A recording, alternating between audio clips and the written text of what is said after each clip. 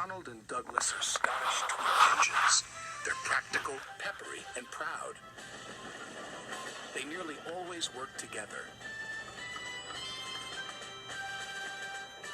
One day, Donald and Douglas were chuffing through the countryside, hauling a heavy load.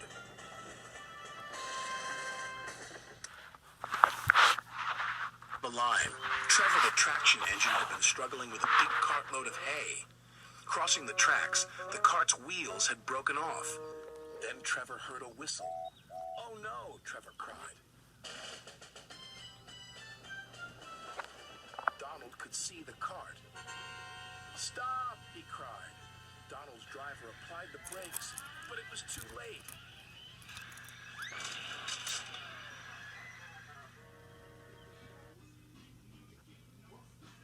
Luckily, no one was hurt.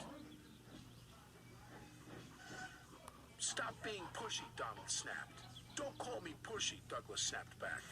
"You shouldn't have pushed me into the cart," huffed Donald. "You pulled me, you mean," argued Douglas. "Didn't. Did. Did not. Did too." He was holding the coaches again.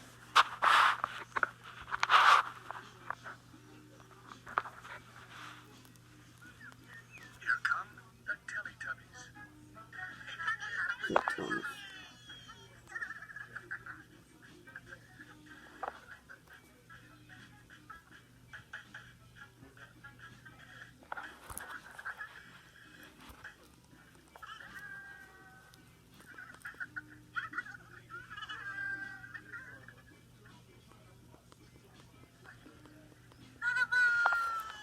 Little engine.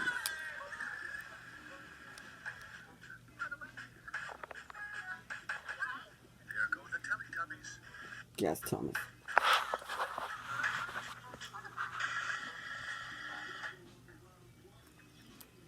All gone. They have, said Thomas.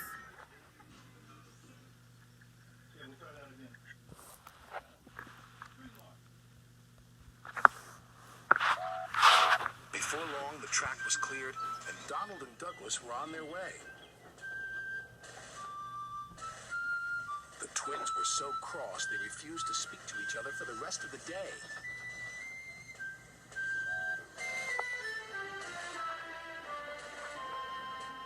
The next day, Sir Topham Hatt needed an engine to help Duck at the smelter's yards. "May I go, sir?" said Donald eagerly. Only "I need one more engine. said Sir Topham Hatt. "Not two." "I am only one engine, sir," said Donald, "and I would like to work with Duck." Sir Topham Hatt was surprised, but agreed. Thomas was worried. "Won't you miss one another?" he asked. "I know I miss Annie and Clarabelle. I'll work better on my own," said Douglas. Douglas.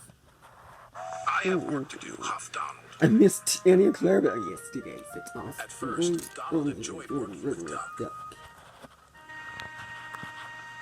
Percy did too.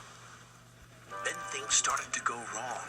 Henry was pulling coaches again. "Did you shunt those freight cars onto the other line?" Donald asked. "You said you wanted them on the other line," Duck replied. "Not that other line, the other line."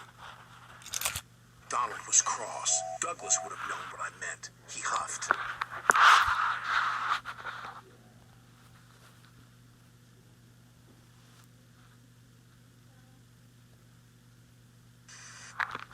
"I'm a plain-speaking engine," gruffed Duncan.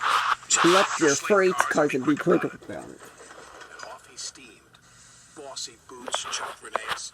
Pushy Puffer huffed Scarloey. They didn't like Duncan telling them what to do. "He just wants to get back to the bustle of the junction," Rusty said.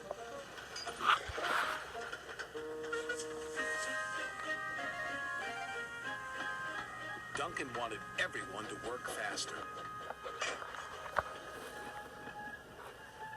"You're supposed to be helping me," he grumbled, "but you're as slow as snails." You're right. "You're proper engines," Rusty huffed crossly. "We follow the rules." You can't send out more than 4 trucks at the same time. "Then work faster." That's right, said Duncan impatiently. Later that day, Duncan was working the incline. "I'll show you how fast a really useful engine can work," Duncan called as he hastily biffed one slate car into another. And then another. Soon Duncan had his 4 trucks of slate. Nothing to it, he boasted to Rusty. Those slate cars will pay you back, warned Rusty. Slate cars don't like to be biffed. I can handle slate car. And he handled the slate train. Cried. The 3 little engines could see Duncan was not going to listen. They carefully chuffed away from the incline with their slate cars full of slate. Duncan was so impatient he became even more careless. I'll show that smelly diesel and those lazy steamers, he said to his driver. Careful, cautioned his driver. You're asking for trouble. And he got it. You're right. Duncan didn't notice his chain was tangled in the coupling of the slate car in front of him. Suddenly, he was being pulled up the track by On the empty slate cars. train. Bouncing bogies, he cried. It's got me. That's right, said Duncan's Rusty. driver jumped clear. Rusty returned to see Duncan being pulled up the incline. And trouble some trucks, said I Rusty. tried to warn him, said Rusty. He never listens, the little diesel's driver said. That's right, said the driver. The chain Duncan's trucks of slate.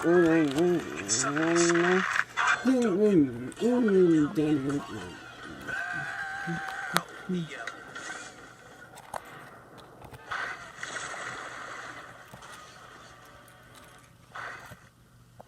Glug, glug, glug, he said. Bluggle my broiler. Duncan felt foolish and very wet. Fishing is not allowed, said Duck. When Sir Topham had arrived, he spoke severely to Duncan. You have not been a responsible engine, he said. Your impatience has caused confusion and delay, and you owe these engines an apology. Sorry, Duncan. Excuse me. Rheneas and Scarhoey. Once you have been repaired, Sir Topham had said, you will work the incline until you learn to be patient and careful. Yes, sir. Excuse me, sir, said said Duncan.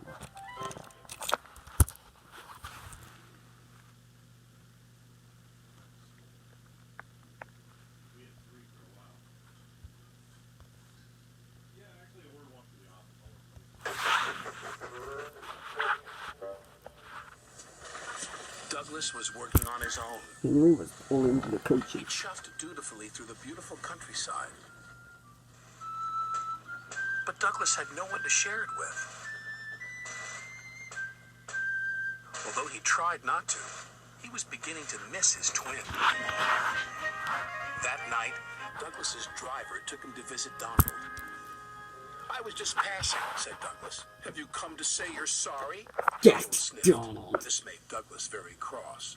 I've nothing to be sorry for, he said, and steamed away in a huff. I'm not sorry, said Donald.